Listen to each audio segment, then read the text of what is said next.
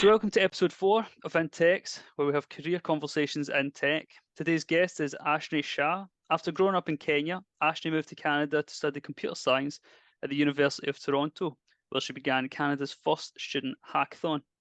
After graduating, she worked at Microsoft for just over a year before moving into Square, where she helped the company 3x their workforce. After leaving Square almost 3 years ago, Aashni now runs HypeDocs. Welcome to the show, Aashni. Thanks so much. I'm excited to be here today, Luke. Yeah, no, brilliant to have you on. I appreciate your time coming on as well. So as you've heard, it's career conversations in tech. The point of the podcast is to start from as early as you think is relevant. Could even be, childhood if you have some memory of loving computers. It's all and back then to childhood. yeah, and then bring it up to today and obstacles you've faced and opportunities that you've taken. Yeah, sure. Do you want me to just dive right in? Yeah, just dive right in. I have some questions here as well, but I'll bring them out as we get to it. Sounds great. So I guess my initial journey into technology, I'd say definitely was when I was a child. I don't remember how it started, but I do know that when I was about 12 or 13, I got very, very into Neopets. If any of our listeners are aware or remember, Neopets was that sort of role-playing game where you got to create your own pet and you were part of a world.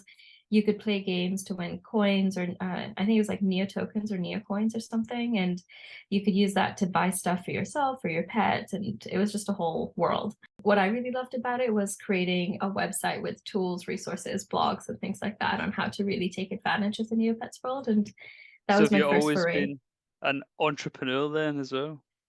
Apparently, I didn't make much money back then. Actually, I did make a little bit of money back then, Yeah. but not a crazy amount. And it was amazing to kind of just be part of that world and like connect with so many other people. And then like as I moved into university, or starting to decide which classes to take in high school to then get to university, it was a lot of, well, what am I planning to do when I go to university? And the biggest thought up to that point was I want to go into law, but I didn't want to do political science or history or any of those like standard pre-law courses, which for folks in England, I believe, or like the UK, usually you just go straight into law. But in North America, which is where I plan to go, you do an undergrad in a different program, and then you go for law school after that. And so I didn't want to do pre-law or history or any of those topics. And so I thought about it and I was like, I like coding. We're going to need lawyers who understand how tech works by the time I graduate. So let me explore this coding world, and either I'll fall in love with it, which is what happened, or I'll go and do my LSAT, which is the sort of standardized test, and then go to law school after my computer science degree. And so Definitely that a led me. savvy idea. Yeah. Yeah, no, it's paid off really well, because like I fell in love with the program here. I actually, weirdly enough, have now made friends with many lawyers in the legal tech world too. But I'm very, very happy to not be a lawyer and to be a developer. I feel like it's a lot more fun, in my opinion, but everyone has their interests. Yeah, I think it's probably more fun, especially the education part. Significantly shorter, especially in Yeah. the Canadian world. Yes, for sure. And then I just studied computer science. I was fortunate to get internships at some amazing companies very early on. And then as I graduated university and started my first job, I was really missing some of the like nonprofit or philanthropic work that I was doing and that I've always done as a kid. And so I ended up co-founding a program with another person who, like, we literally met through a Facebook group we were part of. And that was called Elixir Labs, and that was a way for us to like support nonprofits by giving them technical solutions. And then since then just kind of worked. Elixir Labs kind of died out during the pandemic because too many things, like pandemic, and then also I started focusing more on my startup and just didn't have time to go back and revive it, unfortunately. But hopefully one day. Yeah, definitely keep it on the back burner, for sure. Exactly. So I was going to ask you, whilst you were at University of Toronto and you started Canada's first student hackathon, which is quite a thing. You should have that right under your LinkedIn name. As I understand, it's its 10th anniversary this month. Yeah, actually, last week on Friday, they hosted their 10th hackathon. Yeah. And they actually invited me and my two other co-founders to come and speak. And it was such a surreal moment to go and, like I planned the first three. They were my baby for Yeah. my time at university. People still know me as the U of T hacks girl when I go into certain tech companies in Yeah. Toronto, which is amazing. And so it was so surreal and so exciting to just be back there and get to like talk to students and literally tell them like, hey, you're here today coming up with ideas. But one of the guest speakers and one of your sponsors, he co-founded a company that is sponsoring you today. And that company's raised over $60 million, I think. And like that's in less than 10 years that they've done this. Mm-hmm. And they're like, he's a really good friend of mine too, and stuff like that. So it's always nice to just see them and celebrate what my friends have ended up doing too. But it was such a surreal experience to see like how they've taken what we created 10 years ago and how they've modernized it, how they survived through COVID, because COVID was a huge challenge for anything in person. Yeah. And how they've really made it something that's, I think will definitely continue for another 10 or 20 years. Yeah, for sure. I would just go on forever as the hackathon of the uni. Hopefully. How did you come up with the idea to do it then? Had you been to other ones yourself? So I'd kind of been to a mini hackathon. I think it was at Google, and it was Mm-hmm. called Hack for Her or something like that. But I'd been in Facebook. Like, remember, Facebook was all the rage 10 years ago. Yeah, Like yeah. our student experiences were all in there. I was in many Facebook groups with tech students or like comp sci students in North American universities, and Mm-hmm. hackathons had been popping up all over North America. One of the biggest ones was MHacks, started by a guy called Dave Fontenot, and he is also phenomenal to just follow and see where he is today. And so we just kind of kept seeing what they're doing and purely just modeling it off their website and the agenda on their website. We tried to figure out how to plan our own. Like we hadn't been to one yet. Yeah. And so we had to figure out how to create sponsorship packages so we could get businesses to sponsor us and like provide them with, hey, here are resumes for students that you want to hire, or come to our event, come give a talk, whatever it is that would interest them to join us. Mm-hmm. And then from there, like figure out how to get speakers to come, do workshops, get food, get an event, get a venue, event space. And then on top of that, convince, like for the first time, we had to convince over 500 people, like, hey, you want to come spend 48 hours with us? Like, that sounds like a great idea.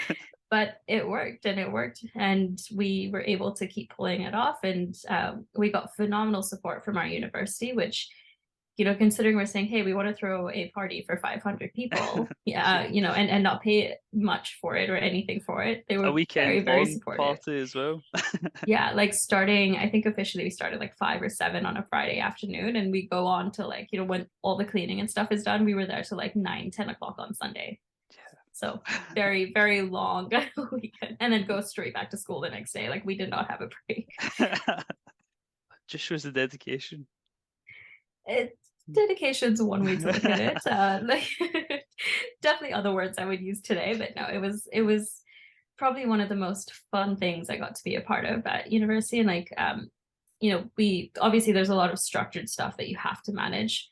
But there's a lot of fun things we got to do as well. Like I think in our second year, my friend and I really wanted to make a Nerf gun battle happen.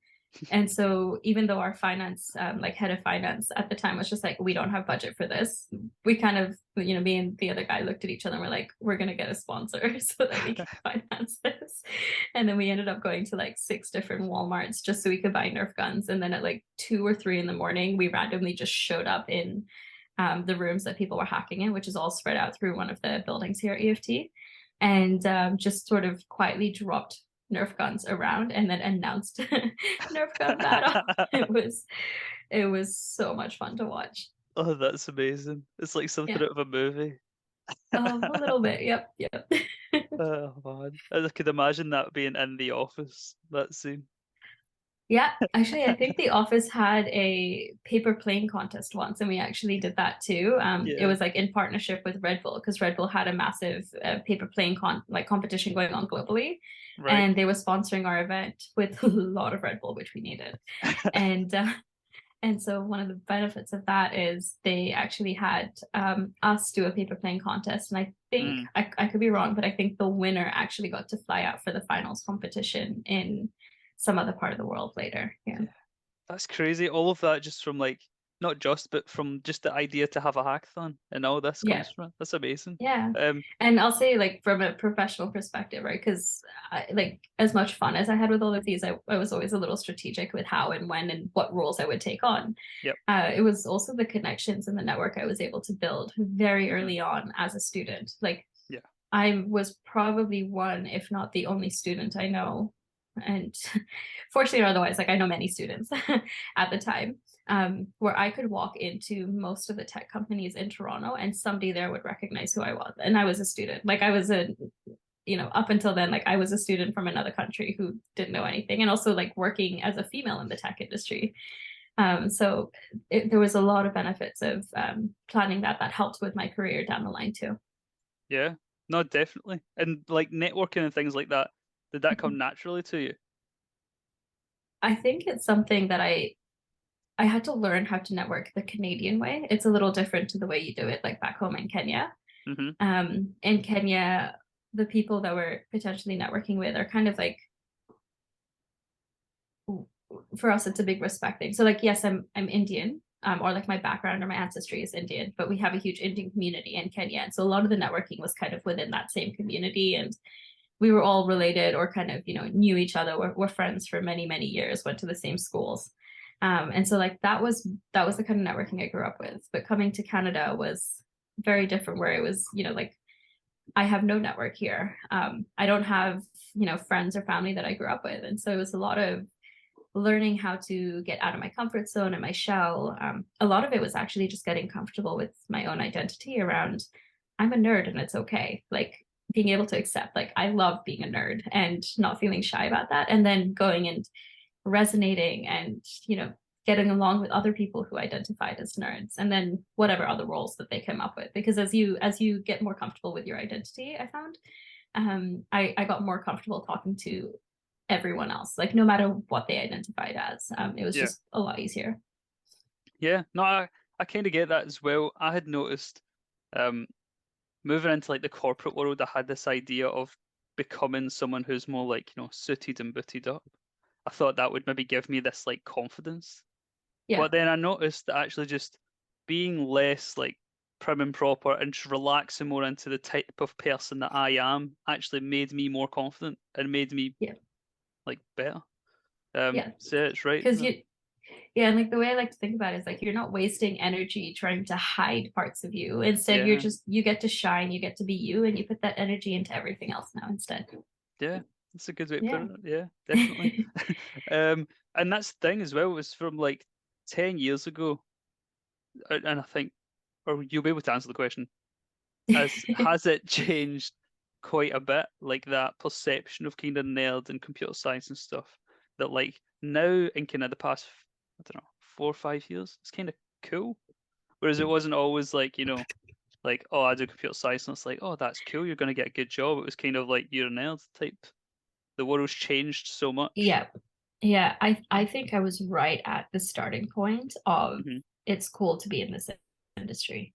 And, like, those jokes had just started coming out of like, don't be mean to the nerd in your class, because that nerd is going to be your boss in a few years, kind of thing. Like that joke had started circulating quite a bit. And I think this is like, Facebook had already become pretty big, and a few other tech companies had already become quite big, where the idea of technology, the opportunity, the possibilities of technology, and like the concept of there's an app for everything had started really coming up. And so I think like I hit this curve at just the right moment, where everyone understood it. They respect, sorry, let me rephrase that. They didn't necessarily understand it, because despite all of my efforts, a lot of people in Kenya still think I work in IT, and IT is not what I do. It's fine. But in general, like, people understand it. People really respect what the role and the title is. And, again, and especially because I am a woman who joined the industry at that time. And like, for me, it was never about like, oh, I'm a woman, I'm going to go show it up. It was just, this is my interest, I'm going to do it. But to be a woman and to have navigated my career up until this point, is like, it's a thing that a lot of people show me respect for. And like it's no longer that conversation of, oh, you're a nerd, but rather, oh, you're pretty smart, like if you can do that. It's made dating very interesting, I will say. That's definitely intimidated a couple guys, the fact that I am a female engineer and now a CEO and things like that. But you know, it's me being true to who I am, and I think it's this amazing shift that I kind of just hit the perfect timing onto. Yeah. No, good. Yeah. Well, I'm glad that you hit it at the perfect time. Because I'm forgetting as well, 10 years ago is like 2013. In my mind, I swear I'm still like 2020 brain. Yeah.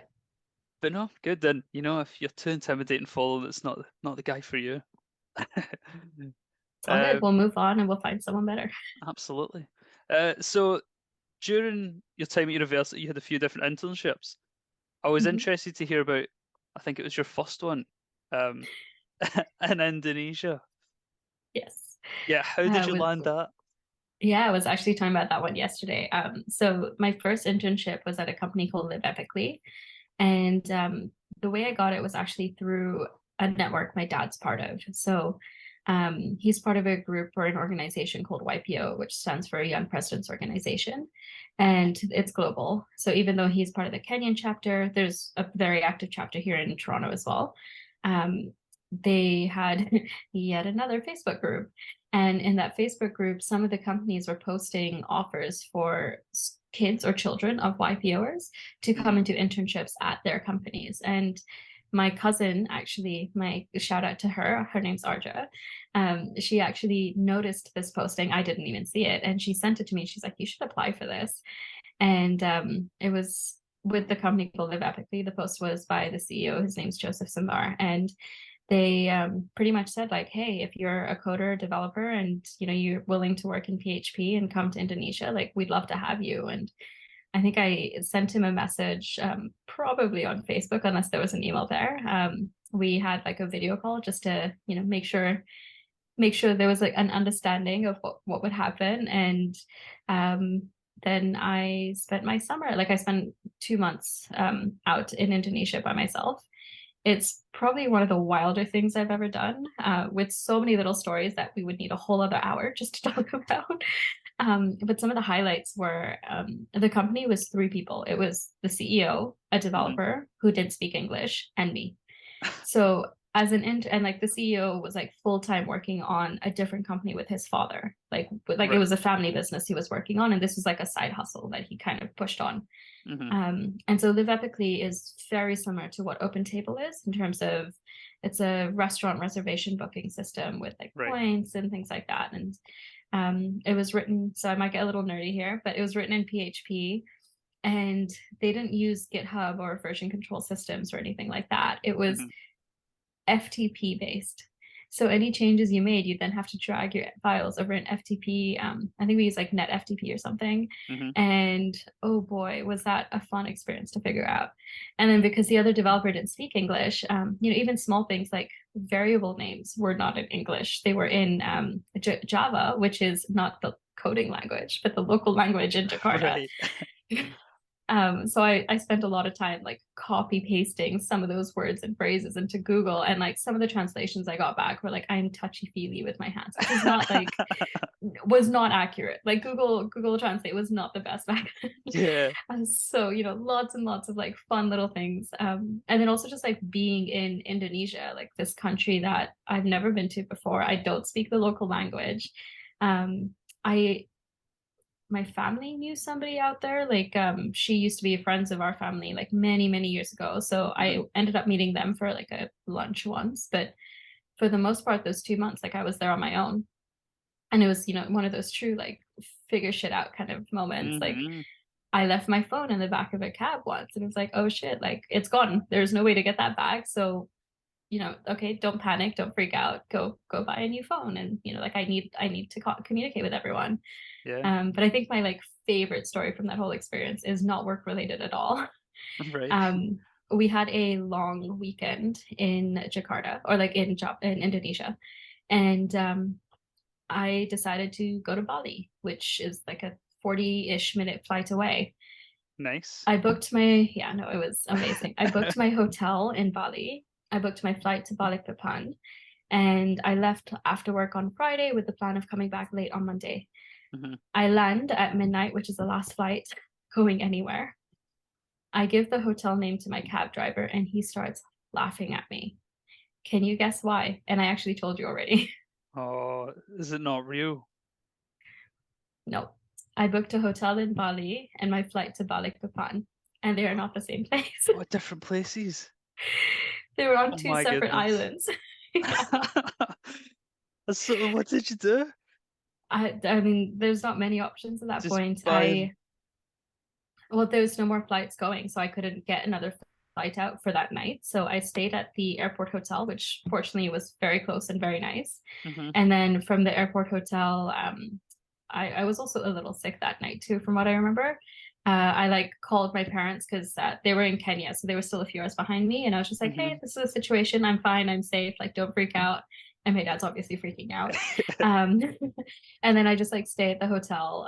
I think checkout was 11, so around 10:30, 11, I checked out of the hotel. I went back to the like plane side of the airport Mm-hmm. and was just like, hey, so my flight's meant to be on Monday. Is there any chance I can get it changed to this day? Because I meant to go to Denpasar, which is the island that Bali is on, not Right. Balikpapan, which is the island I was currently on. And they were Branded. so the biggest, and I have another thing for that too, actually. But yeah, they were so lovely and so helpful, and they just changed my flights for me. And then once I got to Jakarta, I just bought a new ticket to take me to Bali, which fortunately was very cheap back then. Yeah. And the hotel that I stayed at was so kind. They actually just shifted my date and actually upgraded me to a beautiful suite as well, which was a little sad when you think about being alone in a suite made for a full family. But you know, the place was beautiful. Nice Um, gesture. but, yeah, exactly. And then one of the funny takeaways from that is I was working as a as an intern at another company. It's called OANDA, which is a foreign currency trading company based here in Canada. Mm. And the CEO was visiting our office one day, and I don't know how the conversation came up, but I ended up sharing that. Oh no, sorry, he was sharing that he was formerly the CEO of PayPal, I believe. Right. And they were having some team like offsite or board meeting or something in Bali. And he was sharing the story of how one of the folks on their team ended up like planning to go a few days early so they could enjoy it before the meeting, Mm-hmm. ended up in Balikpapan the way I had, and then showed up late instead trying to fix everything. Oh Everyone man. else is laughing and he kind of just looks at me because I was just kind of like, I had a different look on my face. And he's just like, what, you know, Aashni, what's going on? I'm just like, yeah, I made the same mistake. He's like, what do you mean? I'm like, I ended up in Balikpapan. So Oh yeah. man. Yeah. Well, at least you're not alone. At least it happens to other people too. Yeah, actually, here in Canada, it's a very common thing. We have the names, like we have a city called London, we have a city called Paris, we have a city called Sydney. Right? And so every now and then you'll hear a story of someone saying, yeah, I saw a $300 ticket to Sydney and I booked it. I'm like, you're not going to Australia. I guarantee you're not going to Australia. Oh man, you'd be so Yeah. disappointed. Like sale tickets to Sydney. They were, especially the folks going to Paris, and then they get there and like Paris, Ontario is a very beautiful little town, but like it's a tiny town. It is not Paris in France. That's let me tell you that. Yeah, it's not Eiffel Tower. Yeah. So, Oh man, but that's crazy. Yeah, it must have done. Did you feel like going away like that? So was that your first summer after starting university? yep, Yeah. yep. That was between my first and second year. Yeah. Yeah. So in like 1 year, you've like moved from your home country to a brand new country, and then went straight to somewhere that you don't speak the language. It's quite a lot of kind of growing up would have just hit you in the face in that time. Yeah. Yeah. I think the going away to university part was actually a lot easier.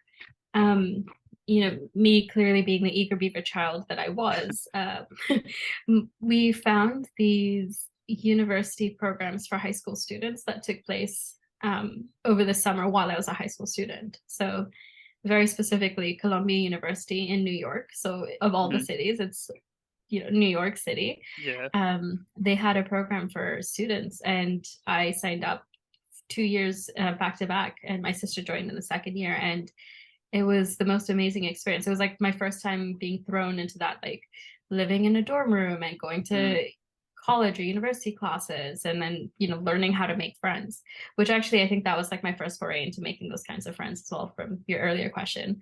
Mm-hmm. And so I think that that got me to settle into the idea of Toronto very easily. Right. I also have some very close family here in Canada, like my mom's sister and her family, like her husband and their kids, and my grandma's in and out. Mm-hmm. And they made the transition ridiculously easy. Like they helped me move, they helped me get like winter stuff, which as a girl from Kenya, where the equator goes through us and we're sunny mostly around, I needed winter stuff. Yeah, definitely. Yeah, they made that transition really easy. And then fortunately, like I've traveled quite a bit like before, like that's something my dad's always pushed or encouraged us to do.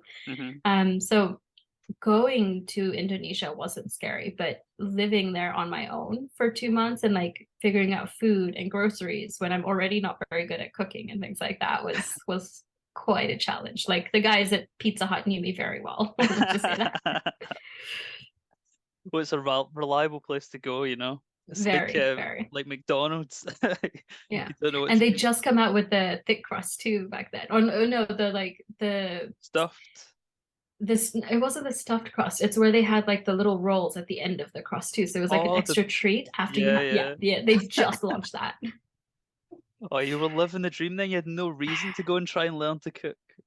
No, not at all. And you know, as someone in tech, you need to eat the pizza. You know, it's part of it. Exactly. So there you've done all this like grown up experiential stuff, and then next summer comes around. Is that when you go to Amazon for your internship? Yes. Or was that your first experience in like a kind of big tech environment? Definitely, yeah. Amazon was quite an incredible experience. Actually, I did between first and second year, I did live epically in Indonesia. Between second and third year, I actually went, visas were an issue. So I had some offers in the US, but we couldn't get visas in time. So I ended up going back to Kenya and essentially worked an IT role at one of our family's companies, which like made me realize like that's definitely not what I want to do. But was, you know, extremely informational. And it's actually helping me help them with some stuff today. And then between my third and fourth year, this summer, I did the Amazon internship, and then I did the OANDA internship right after that, which was a 12-month like school-based internship too. Right. Yeah. And so but yes, it was my first big tech company, like actual tech company experience. Yeah, and how did you find that transition? Was it something you'd always wanted to do? Yeah, I mean, very honored and appreciative of like a big tech company taking me on. A lot of imposter syndrome, like what I now recognize as imposter syndrome. I'd say from a work perspective, I think that was significantly more challenging than the stuff I did at Live Epically. A lot of it is because they had processes that you need to follow, and they didn't have a good project description per se. They were still like the thing we were working on, they were still trying to figure out what, like how it would work, because it was a new, so I was on a team called DigiPabu, which stood for like digital packages and bundles or something like that. And they were trying to find a way where if you buy a Kindle, which is a physical product, you could also get a digital benefit, which was the Kindle Unlimited subscription service that had just come out or was about to get announced. And the way that Amazon's systems had been written, your physical products and your digital products do not interact at all. And so they were trying to figure out like, how do we, from an engineering perspective, make these meet and have, you know, be friendly. And so that took a lot of the internship time I was there, but still had like an incredible experience, like actually having a mentor that I could work with, having other peers, one of which I still, you know, we follow each other on Instagram, we still like message occasionally, and then just being in this incredible city like Seattle. I mean, if I'm honest, Vancouver and Toronto are better, but Seattle is a pretty incredible city to be in, especially for Grey's Anatomy fans, which I am. And just getting to like explore another place. And of course, being paid a US dollar Amazon salary was Yeah. never a bad thing either. No, definitely. And how Yeah. do you have any advice for people who are looking to get like internships at Amazon and things like that about culture and even just getting in? Yeah. So I'll talk about getting a job and then I'll talk about culture Yep. after. So getting a job, my advice is the same, whether it's a big tech company, a small startup, whatever. You need to figure out how to get your resume to stand out. So Hmm. if you think that getting a 4.0 at school is the only thing that's going to get you a job, like, I'm sorry, but you're in for a rude awakening. There are very few companies that where that is enough for them now, Hmm. or that is the only thing. Like very, very few companies ever asked me for my GPA, and this was 10 years ago. Very, very important for the research side of things. So if you're into research, ignore me. Um, but what you need to do to get your resume to stand out is go to hackathons, join online open source communities, make your own projects on the weekends or with friends so that you can put those on your resume as like, this is a project I worked on, this is a thing that I built. Or, you know, like, go and check out this website that I launched, like, launch it on Product Hunt if you can, launch it on a few other platforms, or get some buzz about it on Hacker News if you can, because that's a great way to get people to at least recognize or understand a product you built or contributed towards, especially if you're in the open source community. But Hmm. it's also a really good way for you to understand some of the basic necessity skills you need when it comes to building a product or a project outside of the school scope. And by that, I mean like collaborating and working with other people in GitHub. Yep. Like, that is such an important skill that you need to be able to have in the working world, whether it's GitHub or GitLabs or, you know, SVN, whatever. Like, if you in your first year of university, that's one thing you want to land and you want to nail, whether or not it's taught in your school. And then after that, or aside from that, you really have to start networking. Reach out and get comfortable reaching out to students or alumni of your school that work at the companies you're interested in. If they don't answer you, it's fine. But a lot of the times they might just reply, because if they refer you, there's a financial incentive to them. Like, I know companies that pay five, sometimes even $10,000 as a referral bonus. Obviously not for junior developers, but for very senior ones. Hmm. I've been paid like $1,000 before for referring a friend who ended up getting hired at a company in the past. And so reach out and like make use of the network you have. And then I think the last piece is, don't be scared of reaching out to people you don't know who work at a company you want to work at, Hmm. especially if they're in the role that you want to apply for, or like a, you know, like, if you're going for a junior dev and they're a senior dev, like, it's great to reach out to them and just say, hey, I'm really interested in applying for this role, and you know, do you have time for a quick virtual coffee, because COVID has normalized that.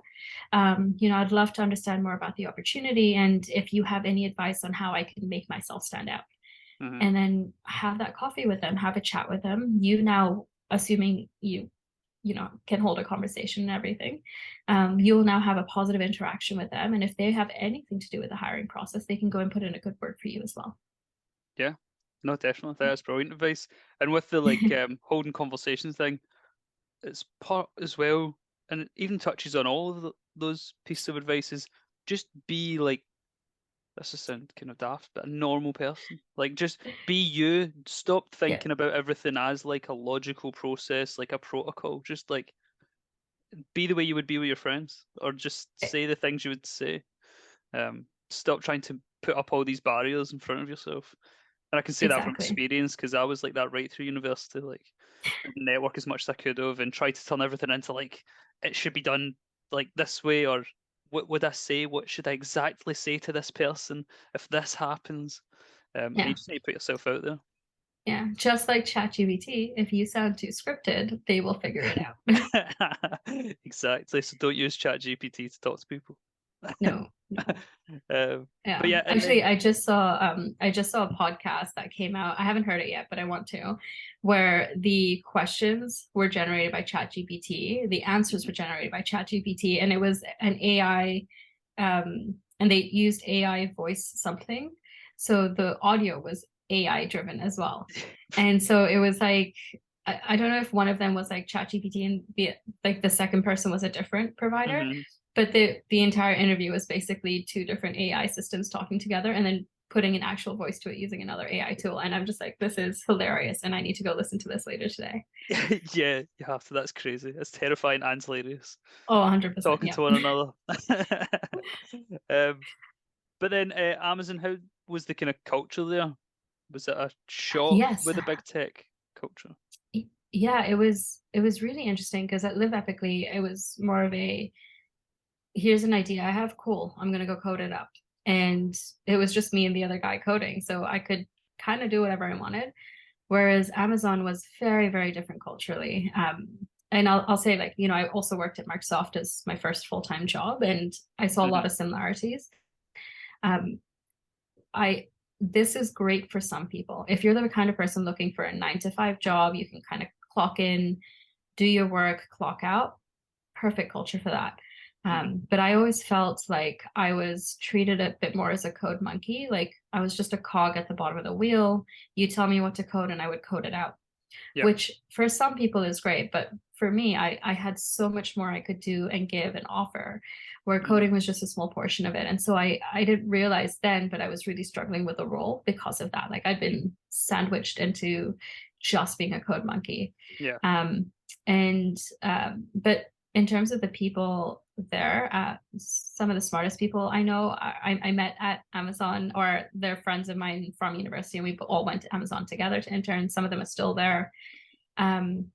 I will say one thing, my understanding and takeaway of the culture specifically at Amazon back then was, and I don't know if this is still true, so you know, please don't ding me about this, but it was very competitive in a way that I wouldn't want to be part of that culture per se, where, and I kind of heard this like unofficially from some of the managers there, if you're not performing, even if your team is a high performing team, if you're not the highest performer on your team, or you're the lowest performer on your team, you should be worried about your job.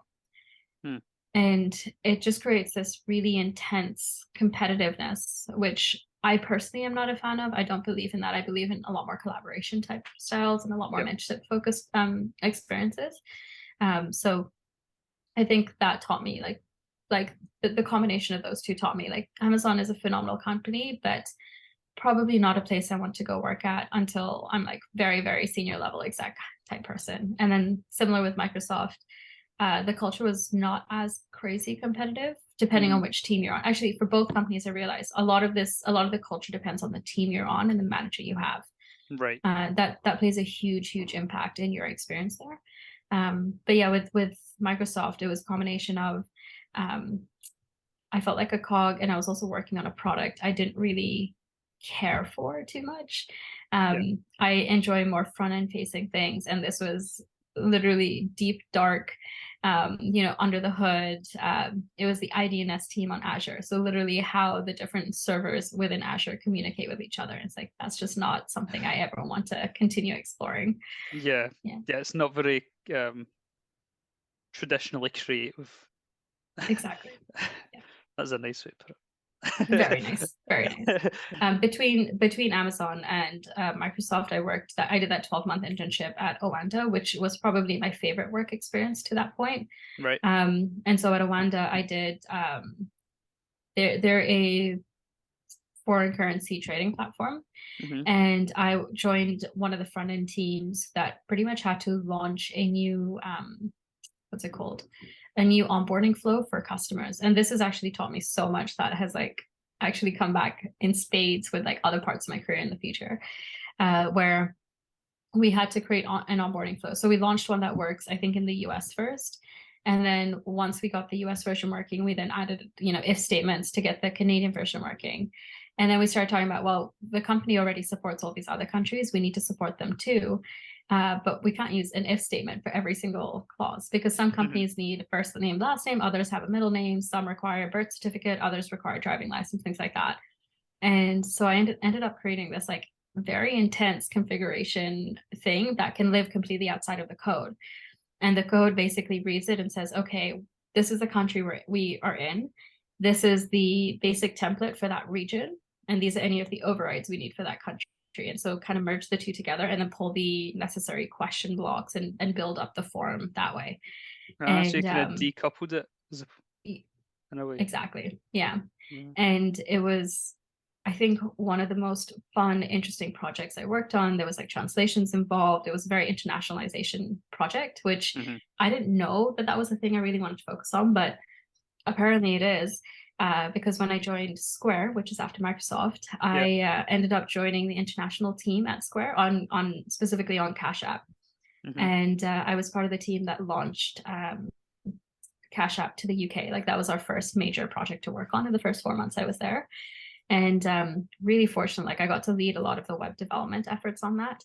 And a lot of those conversations were, how do we make sure that we're building a structure where, okay, we're launching to the UK today, but if we launch to Spain, or if we launch to, you know, Kenya, which is what I kept pushing for, or Canada even, because we're not in Canada yet, how do we make that process easy? And I got to leverage a lot of what I'd built previously at OANDA. And I think that was amazing because I came in like, you know, only really a year and a bit out of university at this point, so still fairly junior, but I came in with quite a big swing. Like I managed to show what I can provide and show them how I can contribute in a big way to the company. Definitely, which is a good thing to show out of the gate. It's important to do out of the gate. So I'm just noticing the time. We have 4 minutes left. Do you have a hard stop at 4? I think I do, yes. Yeah. Let me just double check. I know I can sometimes talk a little bit too much. No, it's been good. It's been a good conversation. It's been much conversation. I've not moved through it. Or I've not allotted enough time to go through it all. It's all good. But yeah, so at Square then, whilst you were there, I've seen that the workforce went from like 20 to 70. And I've seen as well that you played a part in that, and the hiring process and things like that. What lessons did it teach you starting in a place that was small and kind of watching that scale up? Yeah, I just want to add that 20 to 70 was specifically the Kitchener office in Canada, not the whole company went from like 2,000 to 4,000 or 5,000, which I only mildly contributed to. I think part of the reason I was so excited to be involved with that process and really help bring more people into the company was I was the second woman. So of the 20, there was only 2 women or 2 female engineers at the office, and I wanted to see more of me. But more importantly, it was one of the best cultures I was part of. And there was a huge concept of mentorship. There was a huge concept of like actually helping and supporting the younger folk like me, and a lot more opportunities for ownership. So yes, Square itself is a fairly large company, but the way that the teams are segmented, like the way Cash App was set up at the time, I had a lot of ownership. I had a lot of say, even though we were a fairly large, like fairly financially stable company. And I think that was why I wanted to just bring more people into the fold, because I really, really believed in the company. I really believed in what they were doing and the people I worked with, like bar none, some of my favorite people to work with ever. And yeah, I actually caught up with one of them, I think was it last week or the week before, and it was just amazing to see. He was my first manager at Square, and just amazing to see like what he's doing today, because obviously it's been 5 years. So yeah. No, brilliant. Is that some advice you would give someone who's just graduating uni, is to look into joining companies where they can have proper purpose then, especially if they feel any inclination towards that? Yeah, no, I think my biggest takeaway from my job experiences is culture is really important to me, and understanding what I'm looking for from a job and what I want to get out of a job is so important. Because again, if I just want a 9 to 5, I can clock in, code, clock out. The Microsofts, the Amazons, they're great for that. But if I'm looking for something where I can really grow my skills, and not just my developer skills, but my leadership skills, my like PM skills, my, you know, eventual ability to launch my own company, you know, finding a culture, finding a manager that's going to be really supportive and a huge advocate for me is so important. And unfortunately, one of the earlier jobs I had a manager that wasn't great. Like I got transitioned onto a manager later on at the company, and they weren't great, and they almost killed my career. And it was identifying like that's not a good thing, and that I shouldn't allow that behavior, and that was about them, that wasn't about me. Sure. I don't think we have time to dive Yeah. into it, unfortunately, but a lot of that inspired the work that I do today at HypeDocs. So like the reason I built my company. No, good. Well, we'll maybe try and get you back on for a part B if you'd be willing, because it's been an absolute Absolutely. pleasure to speak to you, Aashni. Before you go, do you want to give the kind of elevator pitch of HypeDocs and then where people can find you?